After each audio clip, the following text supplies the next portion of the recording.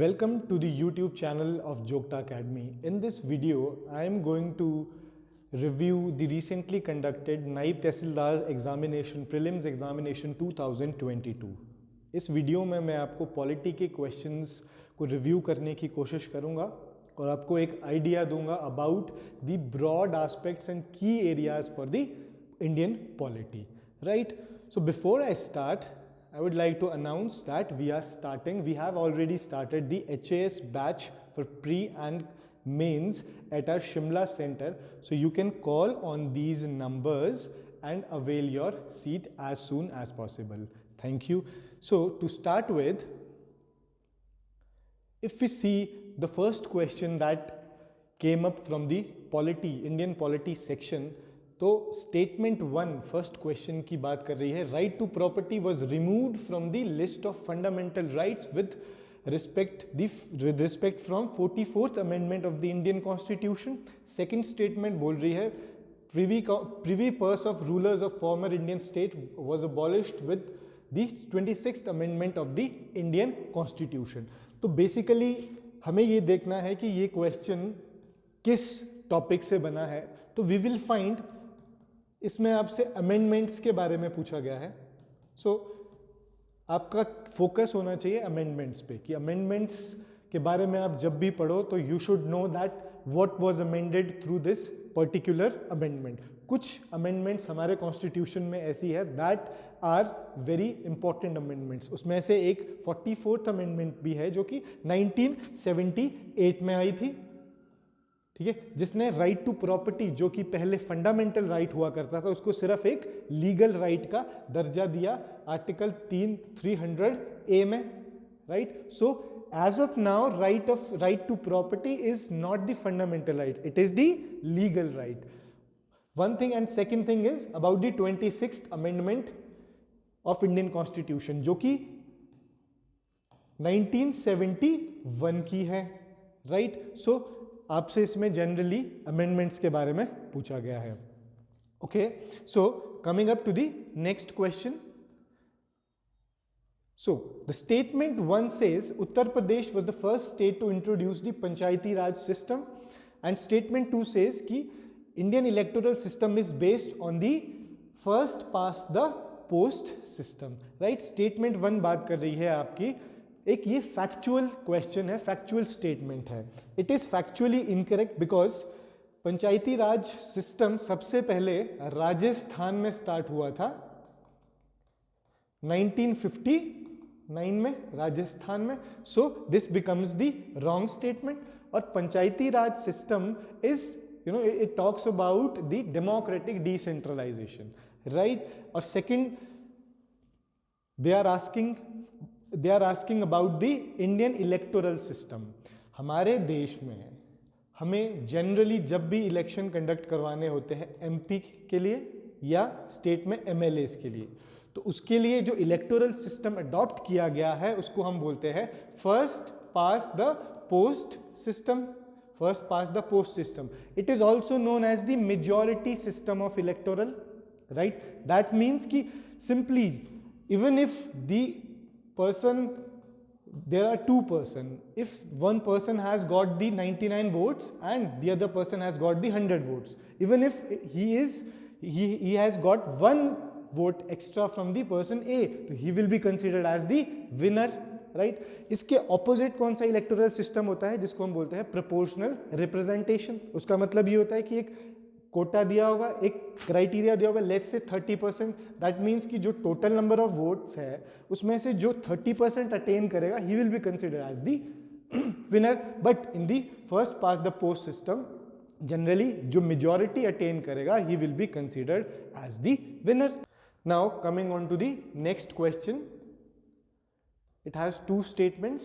First statement says provisions regarding citizenship are given in part 2 of the Indian Constitution. Statement 2 says under Article 120 Clause 1 speaker can allow any member to speak in his or her mother tongue. Right. तो दो statements आपको देखने को मिलेगी। First it's talking about the citizenship, yes citizenship के provisions part 2 में देखने को मिलेंगे from article 5 to 11, this is correct statement. Second statement, अगर हम सेकंड स्टेटमेंट का टाइटल देखें कॉन्स्टिट्यूशन में तो ये बात करता है about the language to be used in the parliament, कि क्या लैंग्वेज यूज होगी पार्लियामेंट्री प्रोसीडिंग्स में। ठीक है, तो जनरली बाय कन्वेंशन दो लैंग्वेज यूज होती है, हिंदी, आपने देखा होगा हिंदी या इंग्लिश में, you will find many MPs they are talking इधर इन हिंदी और in English, but Article 120 clause 1 says that it is up to the presiding officer of the house that he or she can permit any member to speak in his or her mother tongue। ठीक है, mother tongue पे भी आप बात कर सकते हो। If there might be a case जब कोई MP, he might not be good in Hindi, might not be good in English, right, he is not aware of these two languages, so he will be permitted to speak in his or her mother tongue, and this permission will be rendered by the speaker, who is the presiding officer of the Lok Sabha, right? Now coming on to the next question,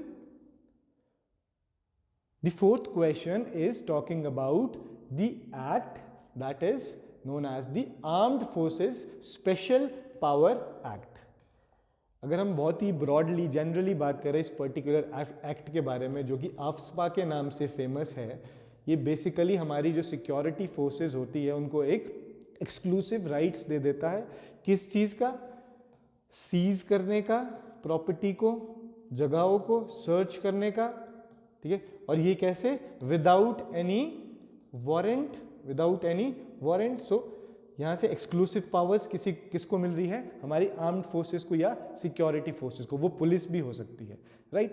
so what became the source for the commission to put this question?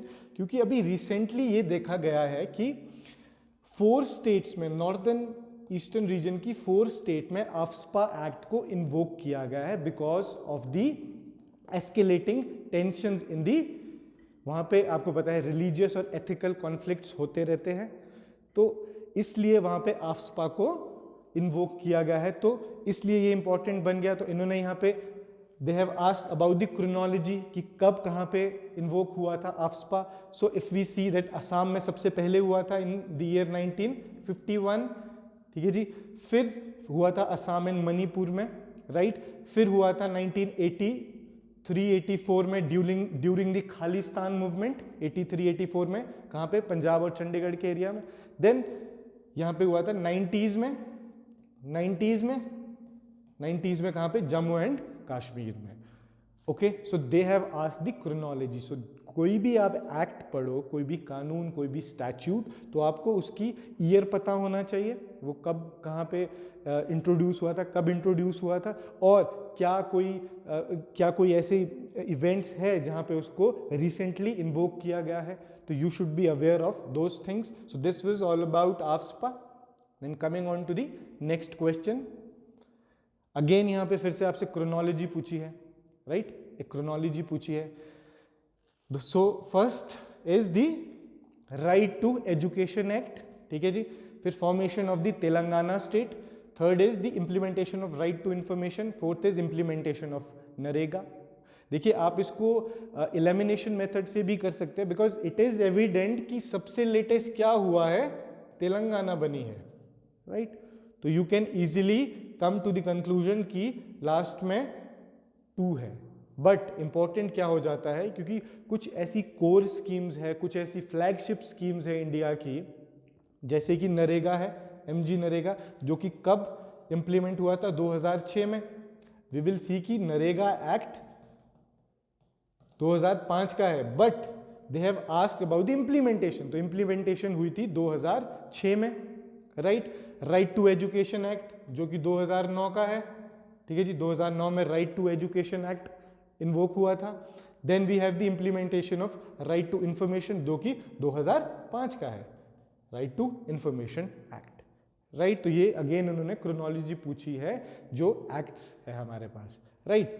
So the next question is again regarding the citizenship. How can citizenship in India be acquired? ठीक है जी, तो they are asking about the acquisition of the citizenship, कि हम citizenship को acquire कैसे कर सकते हैं. ठीक है, तो जनरली वी हैव 4 ways. एक तो बाय बर्थ, जन्म से, एक बाय डिसेंट, दैट मीन्स वंश, आपका वंश रहा हो कोई. थर्ड इज बाय रजिस्ट्रेशन, आप रजिस्टर करवा सकते हो. Then fourth is the naturalization, right. These are the ways by which you can acquire the citizenship. तो यहां पे कन्फर्ड बाय दिस बर्थ यानी बाय बर्थ और थ्रू डिसेंडेंट, 2 ही स्टेटमेंट्स करेक्ट होती है, बाकी 2 आर इनकरेक्ट. ठीक है, तो सिटीजनशिप में हमें जनरली अगर हम ब्रॉडली देखें तो 2 ही चीजें ध्यान में रखनी होती है. एक, first is how can we acquire the citizenship, acquisition, right. And second is how can we terminate the citizenship. ठीक है, तो इसलिए सिटीजनशिप का चैप्टर इंपॉर्टेंट हो जाता है. फैक्चुअली भी आपको याद रखना है कि पार्ट 2 में आर्टिकल 5 से 11 सिटीजनशिप के बारे में बात करता है. और मोर ओवर आपको एक्विजिशन देखनी है कि हम एक्वायर कैसे कर सकते हैं, और टर्मिनेशन देखनी है, how the citizenship will be terminated, right.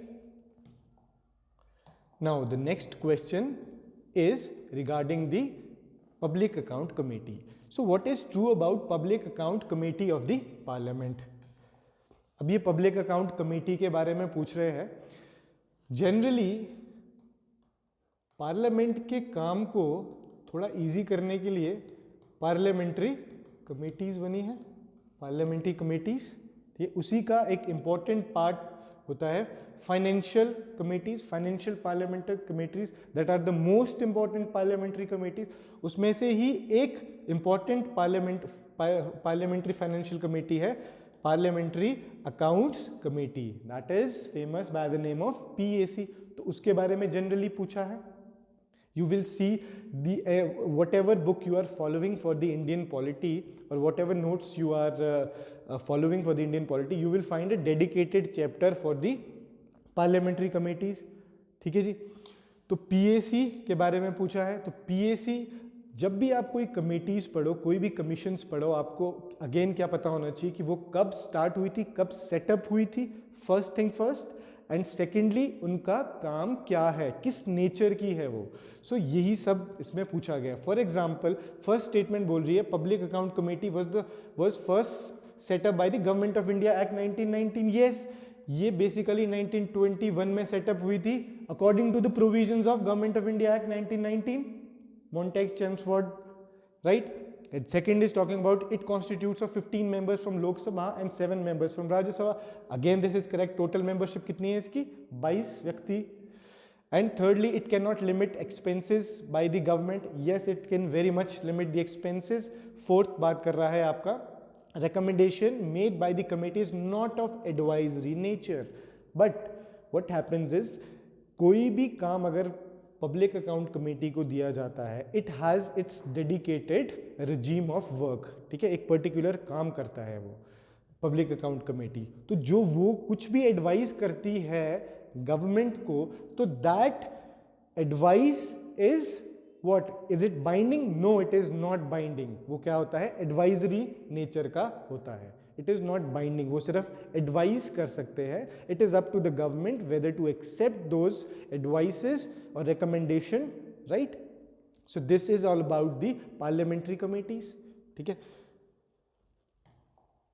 Then the next question is about the statements, right. तो first statement is saying in matter of use of fundamental rights make distinction between citizens and foreigners.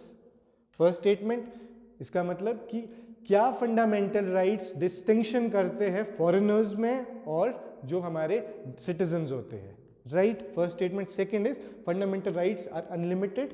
Third is they are given protection only by the supreme court. Fourth says they are superior to the laws made by the parliament and state legislative assembly. So इसका broadly topic क्या नजर आ रहा है आपको, fundamental rights. right? Fundamental rights becomes the very important aspect in the Indian polity, both for the prelims and mains examination of whatever exam you are giving, right? तो fundamental right से आपको बहुत सारे multiple questions देखने को मिलेंगे. तो यहाँ पे of course certain fundamental rights are available only to the foreigners and some are to both and some are only to the citizens, right? तो distinction करता है fundamental rights foreigners में और citizens में. This statement is correct, right? Second, fundamental rights are unlimited. No, they are not unlimited. They are not absolute because they are subject to the regulation. They are subject to the restrictions that are posed on them by the government. Authorities आपको fundamental rights देती है, you can go to the courts, but they are not absolute in nature, they have certain exceptions, right? Second, they are, so this statement stands incorrect. Third is they are given protection only by Supreme Court. No, they are also given the protection by the High Court, right? So this statement is again incorrect. Fourth is they are superior to laws made by the Parliament, State Legislative Assembly. Yes, fundamental rights are superior to the laws made by the Parliament and the State Legislature. It is clearly written in Article 13 that the Parliament cannot make any law that is going to violate or that is going to infringe the fundamental rights of the citizens.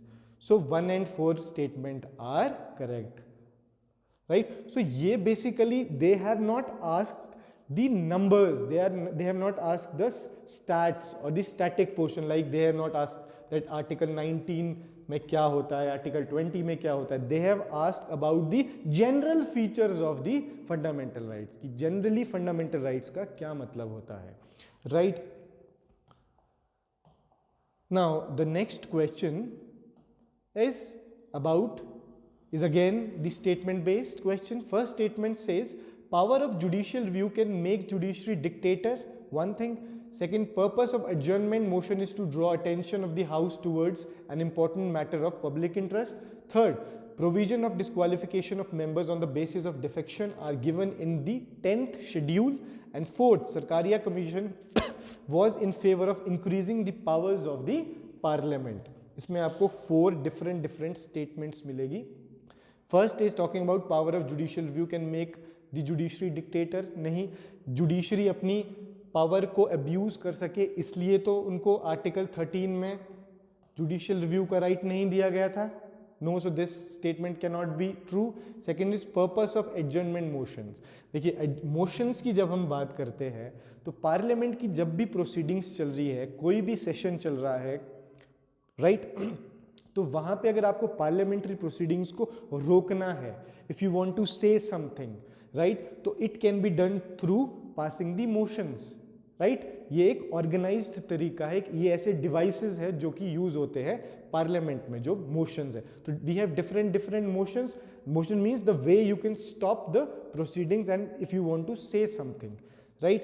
तो adjournment motion, again ये statement आपको HPS के prelims में भी देखने को मिली थी about the adjournment motion. Adjournment motion आप तब इंट्रोड्यूस करता है कोई भी member when she wants to draw the attention of the House to an important matter of the public interest, right? So this is correct. And third is provision of disqualification of members on the basis of defection are given in the 10th schedule. Again this is correct. Defection मतलब दल बदल, ठीक है जी, दल बदल, right? हमने देखा 1970s के बाद, 1970s के दौरान हमारे देश में होलसेल डिफेक्शंस होने लगी. मतलब आप बहुत सारे ऐसे इंस्टेंसेस थे जब लोगों ने अपनी पॉलिटिकल पार्टी को छोड़ के दूसरी पॉलिटिकल पार्टीज ज्वाइन कर दी, राइट? ना उसके नुकसान क्या है? It is going to dent the foundation of the democracy, ठीक है? इससे एक पॉलिटिकल इंस्टेबिलिटी क्रिएट हो जाती है, राइट? डेमोक्रेसी का जो ऑब्जेक्टिव है वो कॉम्प्रोमाइज हो जाता है, ठीक है जी? तो इसलिए bye 52nd constitutional amendment act 1985 एक नया शेड्यूल लाया गया, 10th शेड्यूल, 10वीं अनुसूची हमारे संविधान में ऐड की गई, जिसमें ये बोला गया कि कोई भी व्यक्ति, कोई एमपी इलेक्ट हो गया है या एमएलए इलेक्ट हो गया, he can not go to the other party, वो चेंज नहीं कर सकता अपनी party, it will amount to the defection, okay, and he will be disqualified for that matter, right. तो डिफेक्शन के बारे में पूछ रहा है। Fourth, it is talking about the Sarkaria commission was in favour of increasing the power, ये गलत है। सरकारिया कमीशन ने रेकमेंड किया था कि डिक्रीज की जाए पावर्स किसकी, पार्लियामेंट की, राइट। तो ये सरकारिया कमीशंस आपको कहाँ देखने को मिलेगी, whenever you will see the centre state relations, वहाँ पे आपको मल्टीपल कमीशंस मिलेगी, right, like administrative reform commissions, Punchhi commission, Sarkaria commissions, okay. So it has come from that part, centre state के कैसे रिलेशंस हो गए, right. So this question has 4 different topics. Now the next question is about the EWS reservation. Which article have been inserted in the constitution to provide reservation to the economically weaker section? Right? Recently भी आप देख रहे हैं news में EWS बहुत ज्यादा है, तो it is basically the lifted question. आपको सेम क्वेश्चन HPS के प्रीलिम्स में भी देखने को मिला होगा, ठीक है। तो 15 clause 6 and 16 clause 6 basically are the exceptions. Exceptions है आर्टिकल 15 की, that talks about the prohibition of the discrimination on certain grounds. 16 बात करता है prohibition of discrimination for giving the employment, public employment के लिए आप discrimination नहीं करोगे, but EWS को reservation देने के लिए ये 2 exceptions add की गई, right? So it is a lifted question, HPS के prelims में भी आपको देखने को मिला ये question, right? The next question is which article of constitution restricts a member of parliament to hold an office of the profit? Again, ठीक है, okay, since you have become the MP or you have become the MLA, specifically they are talking about the MP, right? तो आप disqualify कैसे हो सकते हो? या तो आप डिस्क्वालीफाई हो सकते हो according to the provisions given in the article 102 of the Indian constitution, या आप डिस्क्वालीफाई हो सकते हो according to the provisions given in the 10th schedule, that is the anti defection laws, anti defection laws, ठीक है। तो they have asked कि office of profit is the ground for the disqualification of the member of the parliament, right.